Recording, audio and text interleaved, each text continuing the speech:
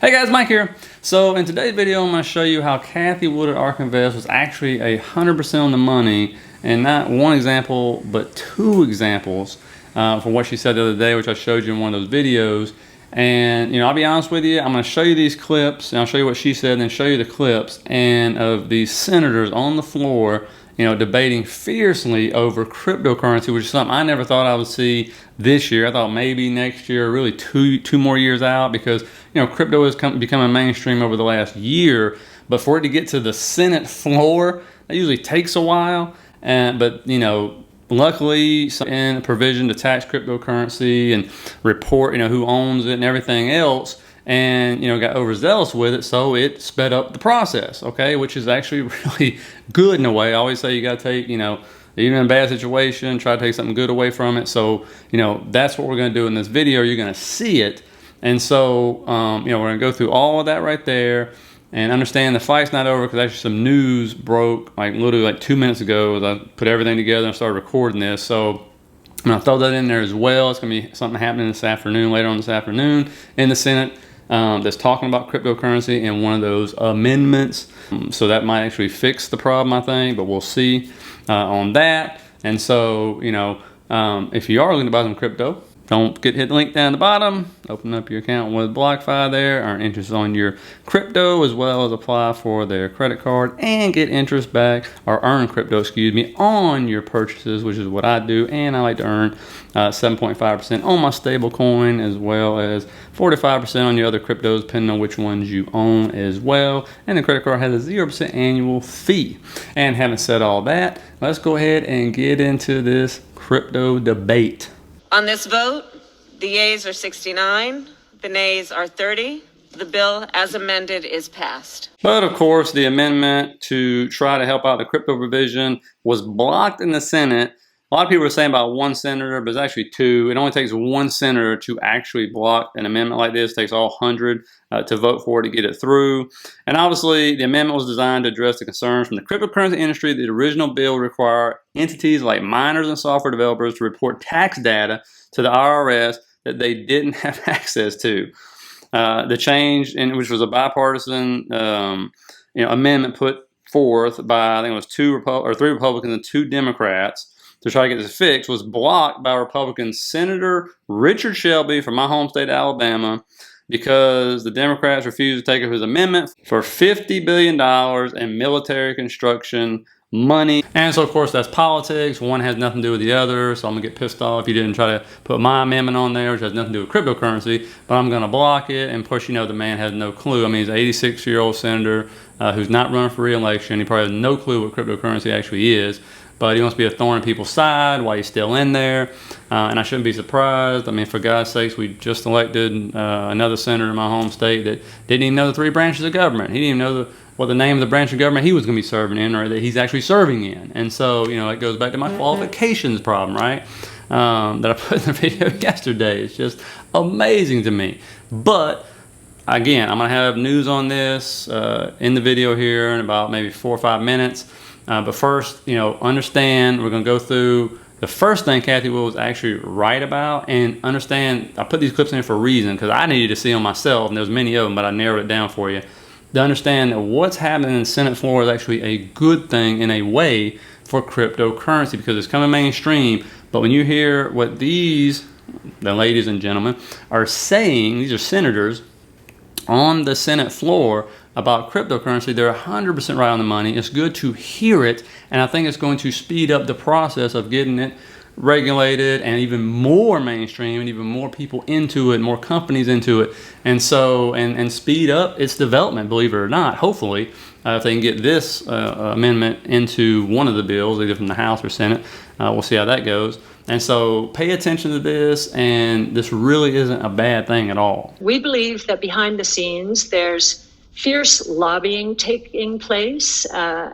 We do believe that the financial services lobby is particularly strong and has the ear, especially after the crisis in 08-09, has the ear of a lot of politicians. And understand, for those who don't know, that when she's talking about lobbying is not just about writing checks to these politicians. They literally help write talking points for them to go on the floor to say. They help write the laws we actually have. They write the verbiage they want to see in place. So that check, I don't think they're supposed to be writing it, but they do, kind of gives them access to actually write what you're going to hear some of these politicians say, and you can just tell it. I mean, they basically almost copy her verbatim, but, you know, listen to some of these senators talk, you can tell they're going off talking points that was given to them by the lobbyists and their staff to go out there and talk about, okay? I believe there are so many innovators in the United States right now. Since China kicked out the Bitcoin miners, allegedly because of energy production, but we all know it's because they don't want the competition for the digital yuan.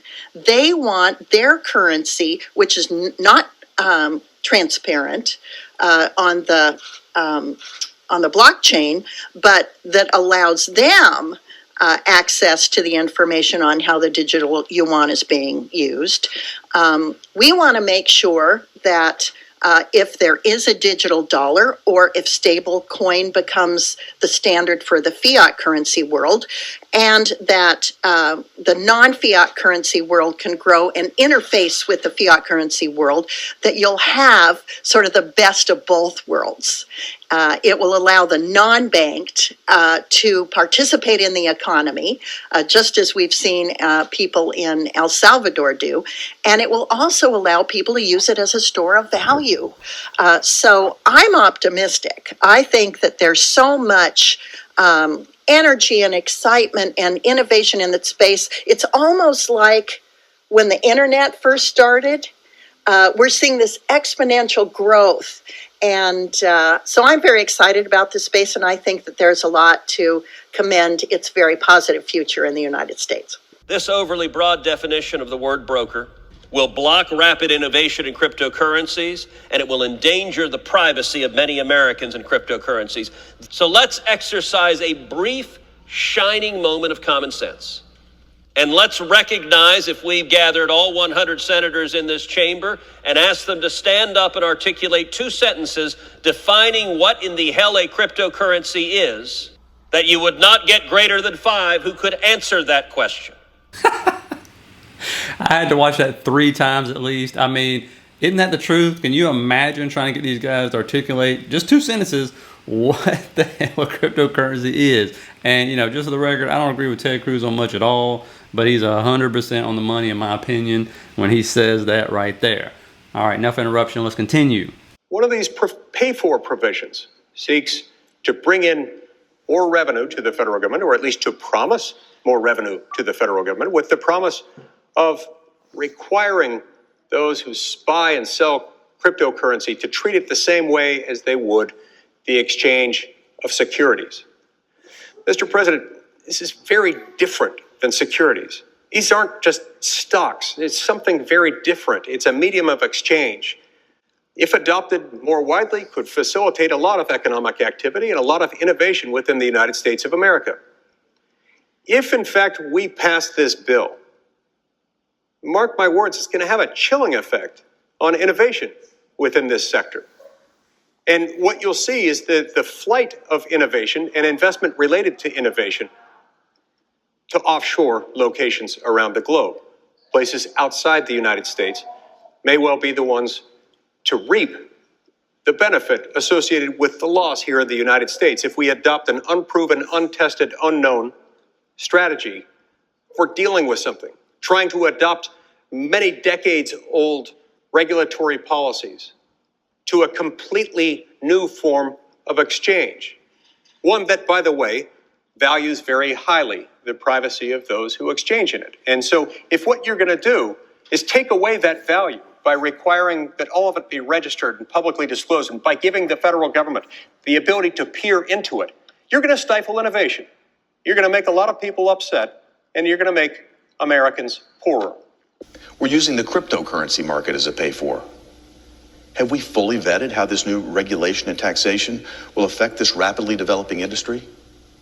We wind up ceding this industry to others because of this regulation. And I'm going to insist on having a vote on this. And let me just give a little context here. So we're all aware of this new category of assets, some would describe as currencies, which are also called cryptocurrencies. And this is a fascinating development. Actually, some have been around for some time now, but they've come into the public eye in a much, much bigger way in recent years, very recent years. And while sometimes we think of this as some kind of unit of value that is traded and has some pretty spectacular volatility sometimes, for me, while that's very interesting, what's much more interesting is the underlying technology and what that might make possible. I'm still trying to understand. I'm still on a steep learning curve about all the possibilities of the distributed ledger technology, the methodology by which cryptocurrencies can be exchanged without an intermediary. There's no bank that the money has to go through. It is an amazing and fascinating technology where individuals scattered around the globe actually validate the legitimacy of a transaction, and it becomes immutable. And there's a permanent record in some cases. There are other models where it's different. But this is an amazing technology that has tremendous potential. We had a hearing in the banking committee just last week at my request.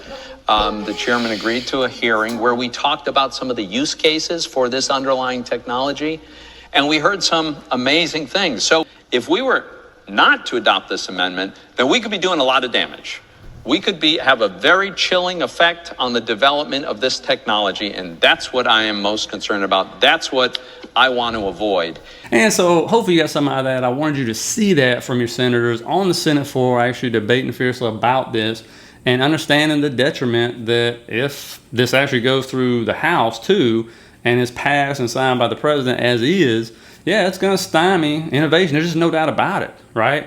And there's a way to go about this. If you watch some of the Senate floor debates when the internet first came out, it's almost identical, really. I mean, people had to say, you can't do this. You can't sit here and pass legislation on stuff you don't even understand. You just don't understand it, and that's fine. Trust me, I am no crypto expert. I'm still learning, just like a lot of these senators said. And, so you can't, how can you pass this kind of regulation when you truly don't even understand what the hell it is? That's it's crazy to me, but it doesn't surprise me at all. I mean, it does not surprise me. But at least you see the Senate saying, yeah, we're holding hearings. I mean, we met with the Finance Committee, and they walked us through it, and it seems amazing, the technology of what it can actually do. And so, and forget the trading part of it. I'm talking about the technology itself. That's what they're really talking about, is the technology.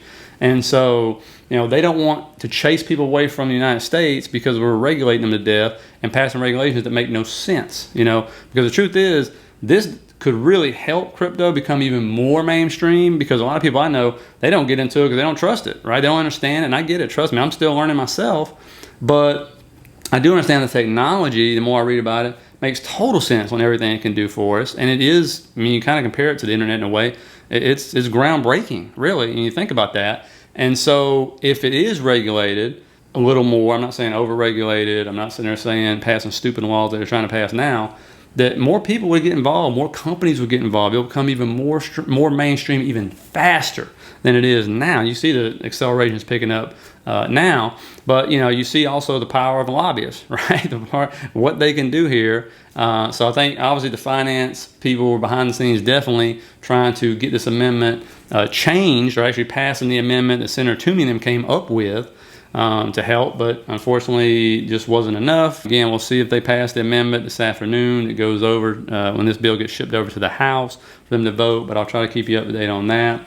Hope you got something out of it. Hit the like, subscribe button if you did, guys. Really appreciate it, and I'll see you guys later.